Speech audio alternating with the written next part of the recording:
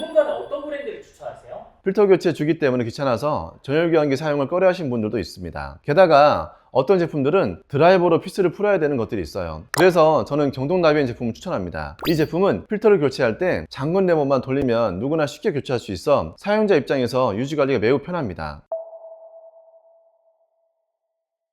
안녕하세요. 디자인 소금의 양성호 실장입니다. 요즘같이 미세먼지가 많은 봄철엔 창문을 열고 환기하는 게 쉽지 않죠. 봄뿐만 아니라 여름과 겨울에도 창문을 열고 환기하는 게 어려운데요. 그 이유가 더운 여름엔 에어컨 틀고 기껏 시원하게 만든 공기가 창문을 통해 나가버리고 추운 겨울엔 바깥에서 차가운 황소바람이 들어오니까 집안의 난방열이 다 뺏기게 되는 거죠. 그런데 창문을 열어 자연 환기를 하지 않고 공기청정기만 틀고 지내면 어떻게 될까요? 실내에 미세먼지 외에도 여러 오염물들이 쌓이면서 공기질이 나빠집니다. 그런데 요즘 아파트에는 미세먼지 걱정 없이 여름철엔 냉방, 겨울철엔 난방 에너지 손실 없이도 환기를 할 수 있는 장치가 달려 있는데 많은 분들께서 그 존재를 모르시더라고요. 공기청정기나 가습기는 신중하게 구매하면서 정작 제일 비싼 공기질 관리 장치는 사용 못하고 있는 경우가 많은데요. 이번 영상에는 몰라서 안 쓰는 전열교환기 지금부터 모두 알려드리겠습니다. 전열교환기가 뭐예요? 그 환풍기는 아니에요? 전열교환기는 냉난방 에너지 손실 없이 공기를 순환해주는 전기장치예요. 환풍기는 단순히 내부 공기를 외부로 배기하는 장치인 반면 전열교환기는 내부의 공기를 이용해서 바깥으로 새로 들어오는 공기를 데피거나 식힌 다음 실내 온도와 비슷하게 맞춰서 가져오는 거죠. 창문을 열고 그냥 환기하면 바깥 냉기나 열기가 그대로 들어오잖아요. 그런데 전열교환기를 이용하면 이렇게 열을 뺏기지 않으면서 깨끗한 공기를 얻을 수 있는 겁니다. 방사선 물질이나 각종 미세물질을 걸러내는 필터가 있기 때문에 오염된 외부 공기를 깨끗하게 걸러서 실내로 유입시켜주는 거죠. 그럼 이 전열교환기가 모든 아파트에 다 있는 건가요? 2006년도부터 100세대 이상의 아파트는 환기 설비를 의무적으로 갖추게 됐는데요. 2020년에는 이게 좀 더 강화돼서 30세대 이상 아파트로 확대됐습니다. 그래서 2000년대 중반 이후 지어진 대부분의 아파트에는 전열교환기가 설치되어 있습니다. 만약 전열교환기가 없다면 샤시 위쪽에 자연 환기 장치가 달려 있을 거예요. 처음 전열교환기가 도입됐을 때는 지금처럼 필터 성능이 좋지 않았어요. 의무 설치 대상이 확대되면서 필터 성능 기능도 강화됐는데요. 최근 출시된 제품들은 고성능 미세먼지 필터로 먼지를 제거하고 실내 이산화탄소 농도, 온도, 습도 등에 따라 기기를 자동으로 작동하는 기능도 있어요. 장기적으로 보면 이런 전열교환기를 사용하는 게 비용면과 효율적인 측면 모든 면에서 유리하기 때문에 안 쓸 이유가 없는 제품이에요. 이 전열교환기가 우리 집에 있는지 어떻게 확인할 수 있나요? 실외기나 대피 공간 위를 보면 큰 점검구가 있거나 아니면 제품이 노출되어 있을 거예요. 큰 점검구가 있는 이유는 보통 두 가지인데요. 하나는 전열교환기가 설치되어 있다는 것, 다른 하나는 천장 매립형 에어컨이에요. 나머지는 300에 300 정도로 작은 점검구들이 있거든요. 또 천장에 배기구가 있는지 보면 되는데요. 정확한 표현은 디퓨저라고 합니다. 모양은 동그랗게 생겼고 간단한 테스트로 기능을 확인할 수 있습니다. 디퓨저에 화장지 한 칸을 끊어서 가까이 대보세요. 화장지가 붙어 있으면 배기구, 배기구는 내부 공기를 빨아들여 외부로 내보내는 구멍이고, 화장지를 밀어내는 급기구, 급기구는 외부 공기를 실내로 들여오는 구멍입니다. 전열교환기 조절기 경우 최근 아파트에는 비디오 폰 포함되어 있고요. 아니면 메인 스위치 옆에 있어요. 전열교환기 쓰면 전기세가 많이 나오지는 않을까요? 그렇지 않아요. 하루 종일 사용해도 한 달 기준 전기료가 10,000원이 나오지 않을 정도입니다. 전기세 아낀다고 굳이 껐다 켰다 할 필요가 없어요. 그냥 1년 내내 켜두셔도 됩니다. 여름에는 냉방 에너지를, 겨울에는 난방 에너지를 절약할 수 있기 때문에 전열교환기를 사용하면서 발생하는 비용이 거의 없다고 봐도 무방해요. 또 바이패스 기능이 있는 전열교환기들이 있어요. 쉽게 말해 오염된 공기를 필터를 통해 걸러서 깨끗하게 가져오는데 추가적으로 외부 공기를 식히거나 데피지는 않는 거예요. 외부 온도 그대로 들어오고 집에 있는 공기도 그대로 배출되는 거죠. 바이패스는 봄이나 가을에 실내의 온도차가 크지 않을 때 쓸 수 있는 유용한 기능이에요. 에너지도 절감할 수 있고요.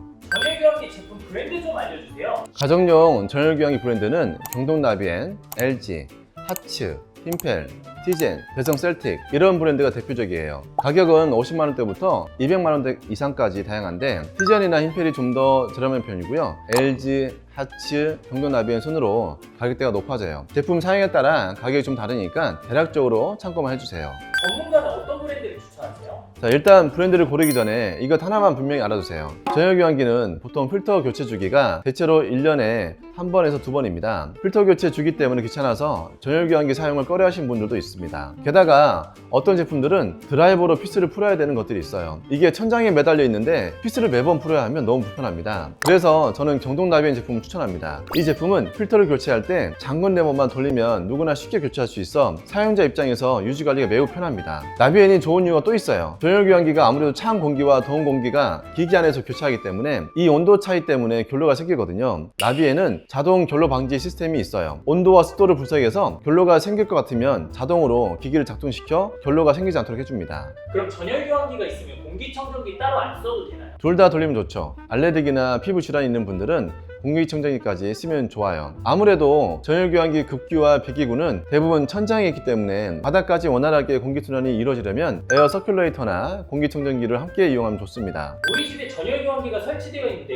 이걸 교체해야 될지 말아야 될지 판단하는 기준이 있나요? 준공된 지 10년 이상 아파트라면 전열교환기 기계 자체를 교체하는 걸 권장합니다. 또 연식과 별도로 일단 전열교환기 필터 커버를 탈착했을 때 기기 안에서 필터가 이격이 있으면 안 돼요. 공기가 들어가고 나가고 해야 되는데 필터가 딱 맞게 껴있지 않고 필터 통 안에서 필터가 놀면 내부 공기가 정화되지 않고 그대로 오염물과 함께 내부로 들어오는 거예요. 우리가 미세먼지 마스크 쓸 때도 마찬가지잖아요. 필터 등급이 아무리 높아도 얼굴에 밀착되게 써야 효과가 있는 것처럼 전열교환기 필터도 마찬가지예요. 그래서 몸체를 열었을 때 필터 유격이 심하다면 이런 건 몇 년 됐는지 여부 관계없이 바로 교체하는 게 좋습니다. 제품 또는 필터 생산이 단종된 모델이라면 더 볼 것 없이 바꿔주세요. 초창기에는 내부 공기를 외부로 빼내는 배기만 있는 제품들이 있어요. 그런 건 요즘 나오는 제품으로 교체하는 게 좋은데 문제는 급기와 배기 배관 작업을 다시 해야 돼요. 급배기 배관을 신설해야 하기 때문에 비용과 시간이 좀 드는 작업입니다. 마지막으로 전열교환기가 노후되면 소음과 진동이 커져요. 신경 쓰일 정도다 싶으면 교체가 답입니다.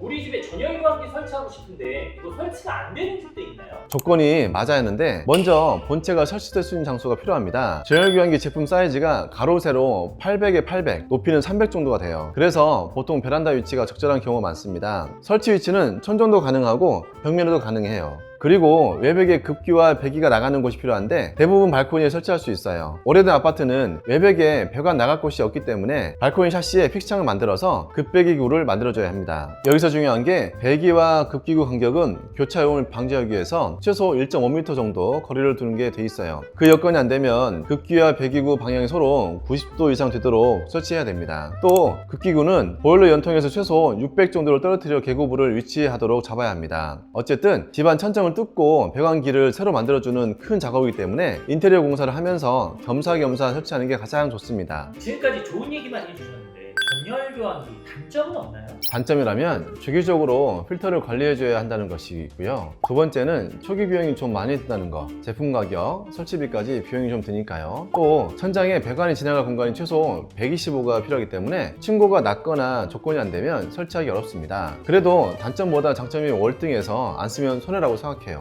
그럼 전열교환기 설치할 때 소비자가 꼭 챙겨야 되는 게 있나요? 전열교환기 설치 전에 이것을 살펴보셔야 합니다. 우선 방 개수에 따라서 적정한 환기량을 산정해야 됩니다. 넓은 평소라면 한 대 이상을 설치하거나 용량이 큰 제품을 선택해야 하고요. 외부와 연결되는 배관은 결로나 열 선출이 발생할 수 있기 때문에 단열재로 꼼꼼히 마감해야 합니다. 결로가 발생하면 곰팡이도 생길 수 있어서 주의가 필요하고요. 또 제품을 가동할 때 소음이 있을 수 있습니다. 그래서 주무시는 방에선 먼 발코니나 대피 공간 같이 소음에 영향이 적은 공간에 설치하는 게 좋습니다. 아파트에 따라 추가 설치가 어려울 수 있어서 사전에 설치 가능 여부를 꼭 확인해야 됩니다. 제가 오늘 전열교환기에 대해 자세히 보여드리려고 의정부에 있는 나비엔 하우스 쇼룸에 왔어요. 우리 눈에 보이지 않지만 환기를 하지 않으면 실내 공기 중에 유해 물질이 계속 쌓이기 때문에 건강을 해칠 수 있어요. 전열교환기는 이런 오염된 공기를 에너지 손실 없이 정화된 외부 공기와 바꿔주고 실내 공기질과 가족 건강을 동시에 챙겨주는 굉장히 실용적인 장치입니다. 초기 비용이 들긴 하지만 전기 사용료가 많이 나오지 않고 반대로 에너지 절감 효과와 공기 정화 성능이 확실하기 때문에 장기적으로 볼 때는 안 쓰면 손해인 건 분명합니다. 지금 우리 집에 전열교환기가 있는지 없는지 한번 살펴보시고 이미 설치되어 있다면 적극적으로 활용해 보시기 바랍니다. 영상을 보시고 혹시 전열교환기에 대해 더 궁금한 점이 있으시다면 언제든 댓글 남겨주세요. 확인 후 답변 드리겠습니다. 지금까지 디자인 소금의 양승호 시장이었습니다. 시청해주셔서 감사합니다.